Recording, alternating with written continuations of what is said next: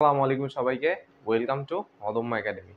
আজকে আমরা এইচএসসির পড়াশোনা নিয়ে আলোচনা করব। বেসিক্যালি যারা এইচএসসি 27-এর আছো, যারা এবার সদ্য নতুন পরিচয়, যাদের এইচএসসি 27, তাদের জন্য ভিডিওটা খুব বেনিফিশিয়াল হবে। এবং যারা এইচএসসি 26 ব্যাচ আছো, ঠিক আছে, সো তোমরাও ব্যাপারগুলোতে যারা ভুলগুলো করে ফেলছো এইখান থেকে মোটামুটি বুঝতে পারবা। এবং আমার পড়া ভিডিওগুলোর মধ্যে অন্যতম গুরুত্বপূর্ণ একটা ভিডিও এটা, যেটা নিয়ে আসলে আমি আগেও কথা বলছিলাম, এখন আরেকবার বলতেছি।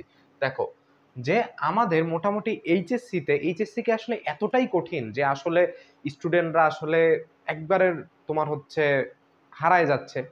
নিজেদের যে এই এসএসসিতে যে লেভেলটা ছিল সেই লেভেলটা হয়তো বা ধরে রাখতে পারে না অনেক স্টুডেন্ট। আর কি কি এমন সমস্যা আছে স্টুডেন্টদের অথবা আমাদের সমাজের অথবা আমাদের এই যে এই শিক্ষা ব্যবস্থার, যার কারণে এই সমস্যাগুলো হচ্ছে? বেসিক্যালি সমস্যাটা কিন্তু আমাদের নিজেদের, ঠিক আছে? বেসিক সমস্যা আমাদের নিজেদের। সবসময় সমাজ আর সবকিছু দোষ দিলে হবে না ভাই, আমাদের নিজেদের কিছু সমস্যা আছে, ঠিক আছে? তো সেই সমস্যাগুলো আমরা মোটামুটি এইচএসসিতে এই 4 প্রকারের স্টুডেন্ট দেখতে পাই।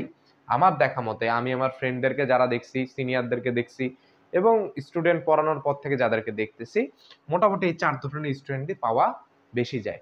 তো দেখো, একটা প্রকারে যদি সবচেয়ে বেশি কথা বলি, এটা হচ্ছে যে স্রোতে গা ভাসানো স্টুডেন্ট। এখন ভাই, স্রোতে গা ভাসানো স্টুডেন্ট কি? এবং আমার এই ভিডিওটা আমি কাউকে ছোট করার উদ্দেশ্যে বা কাউকে করার উদ্দেশ্যে না, যে এইখানে যে তোমার হচ্ছে যারা ইটটেকেও পড়ায়, যারা অফলাইনে এমনিতেও পড়ায়, তারা অনেক ভালো পড়ায়, ঠিক আছে? কেউই আমি কাউকে খারাপ পড়াইতে দেখি না, বা কেউই খারাপ পড়ায় না।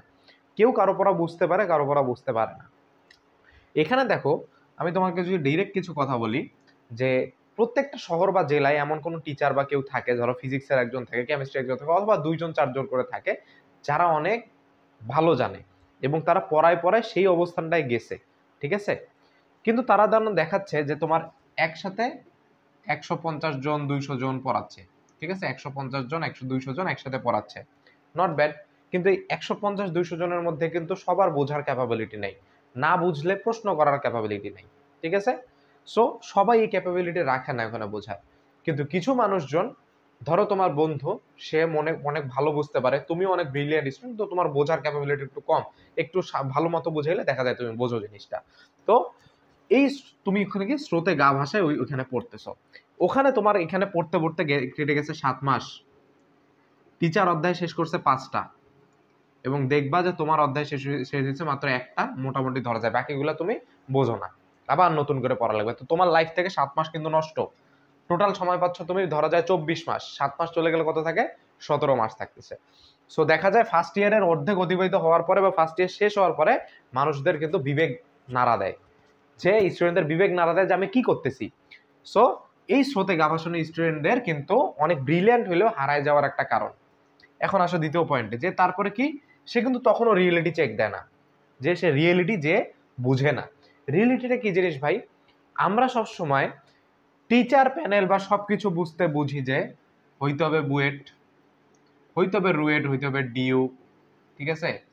এগুলাই আমরা টিচার বলতে বুঝি, যে টিচার এনারাই ভাইয়ারা, মানে এটা, অথবা কলেজের টিচার ভাইয়ারা বলতে এখান ছাড়া হবে না, আর এখন তো অনলাইনের যুগ, এই ভাইদের কাছেই পড়বো, ঠিক আছে? সো এই টাইপের জিনিসগুলো বুঝি, বুয়েট ডিও এগুলা। এবং ঢাকা ভার্সিটি এরিয়াতে ঢাকাতে যেমন অনেকে দেখা যায়, দেখো ঢাকা কলেজে পড়তেছে, ঢাকা কলেজে পড়তেছে মানে কি সে কি মোটামুটি কি ভালো পড়াতে পারে না? অবশ্যই পারে। কিন্তু দেখা যাচ্ছে মানুষজন, ওই মানুষজনও, ঢাকা কলেজের মানুষজনও দেখা যাচ্ছে যে আইডি কার্ড বানাচ্ছে ঢাকা ভার্সিটির নকল, ওটা দিয়ে টিউশন করাচ্ছে, এবং টিউশনে কিন্তু স্টুডেন্টরা পড়তেছে, কারণ কি সে ভালো পড়াচ্ছে, এই জন্য পড়তেছে।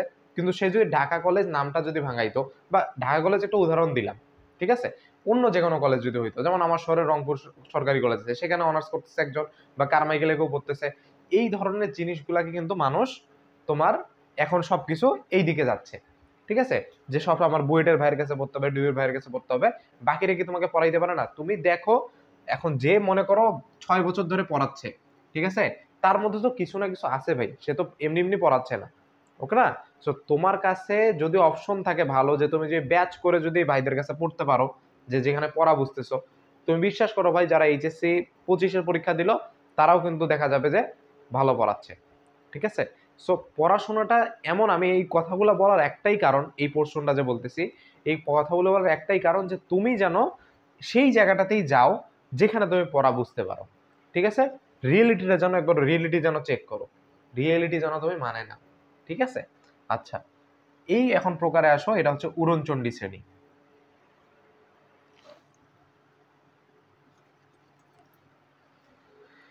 তো ভাই এই যে উড়নচণ্ডী শ্রেণী কি? উড়নচণ্ডী শ্রেণী কি? উড়নচণ্ডী শ্রেণী হচ্ছে তারা, ধরো যে সে এক জায়গায় কখনো থাকে না। সে ধরো সে একদিন একটা প্রাইভেটে গেছে, ম্যাথ প্রাইভেটে একজনের কাছে গেছে, তার কাছে 4 দিন পড়ছে, 5 নাম্বার দিনে সে সেখানে না থেকে পরে অন্যখানে চলে গেছে, মানে নিজেই নিজেকে সন্তুষ্ট করতে পারতেছে না কোনখানে থাকবে। এইভাবে তার অনেক মাস কেটে যায়, সে কিন্তু এই উড়নচণ্ডী হয়ে চলে যায় এবং তার কিন্তু দেখা যাবে সিলেবাসের কিছুই শেষ হয় নাই, কিচ্ছু শেষ হয় নাই সিলেবাসের।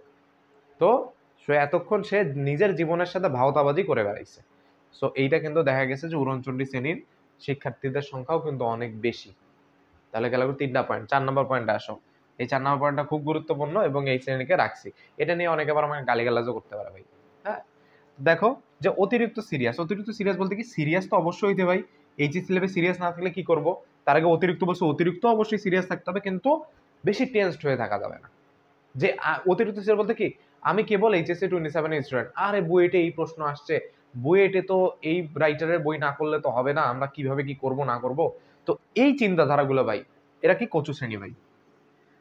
চিন্তা করতেছো ঠিক আছে, চিন্তা করা যাবে, এবং সেই অতিরিক্ত চিন্তা থেকে কি করতেছে, যার কারণে আমি এই কথাটা লিখলাম, কি করতেছে, একটা মনে করো ফিজিক্সের প্রাইভেট 3 জায়গায় পড়তেছে, তার দিন শুরু, কলেজ যাচ্ছে, কলেজ থেকে ফিরতেছে 2টার দিকে, প্রাইভেট পড়তেছে, প্রাইভেট টাইভেট পড়ে বাসায় আসতেছে 8টা 9টার দিকে, দেখা যাচ্ছে নিজের পড়ার সময় নেই, নিজের পড়ার সময় নেই।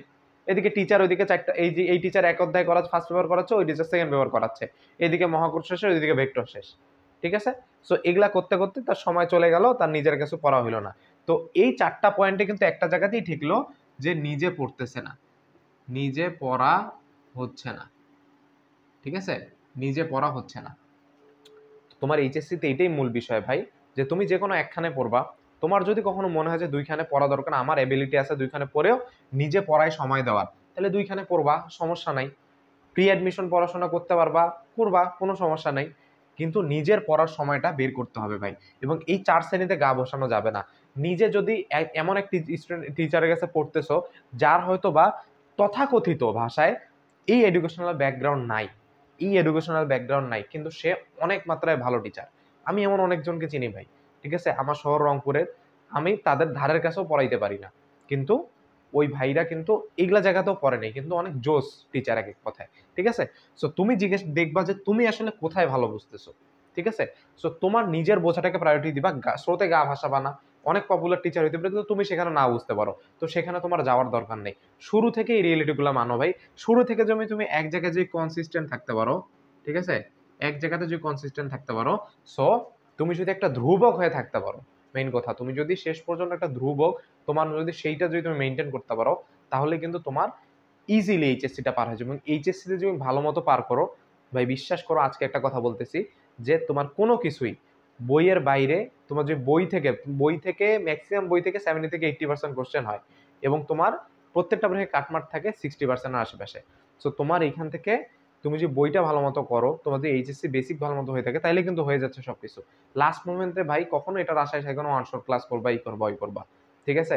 কারণ দেখো, এবার যেমন পরীক্ষা হইলো, ম্যাথ পরীক্ষা হইলো, ম্যাক্সিমাম বোর্ডে কিন্তু তোমার অন শর্ট কাট করেছে কোনগুলা, বেসিক্যালি আমরা যেগুলো ইম্পর্টেন্ট মনে করি সেগুলাই, কিন্তু দেখা গেছে যে ওগুলা কিন্তু আসে নাই, প্যাটার্ন চেঞ্জ হয়ে গেছে। কিন্তু প্যাটার্ন কি এক বইয়ের বাইরে দিছে, দেখবা না, বইয়ের ম্যাথে তুলে দিছে। সো তোমার জাস্ট ফোকাস থাকবে যে বইটা শেষ করা, অতিরিক্ত টেন্স না করা। তো এই ব্যাপারগুলো যদি তুমি মেনটেন করো ভাই, তাহলেই তোমার যাবতীয় সমস্যার ইনশাল্লাহ সমাধান হয়ে যাবে। হ্যাঁ, সো আজকে এই পর্যন্তই। তোমাদের যে কোনো সব প্রশ্ন থাকলে আমাদেরকে করতে পারো, এবং আমাদের চ্যানেলটাকে সাবস্ক্রাইব করে রাখতে পারো। তোমাদের যদি কোনো প্রশ্ন থাকে, পার্সোনালি আমার সাথে যোগাযোগ করতে পারো আমাদের অফিসিয়াল নাম্বারে, অদম্য একাডেমি। তো এইখানে তোমরা হোয়াটসঅ্যাপ করলে যে কোনো সময় আমাদের সুবিধা হবে। এছাড়া আমাদের আমাদের এইচএসসি 27 ফাউন্ডেশন ব্যাচ চলতেছে, তো তোমরা সেখানে আমাদের সাথে যুক্ত হয়ে যেতে পারো। তো ঠিক আছে, ধন্যবাদ সবাইকে, আসসালামু আলাইকুম।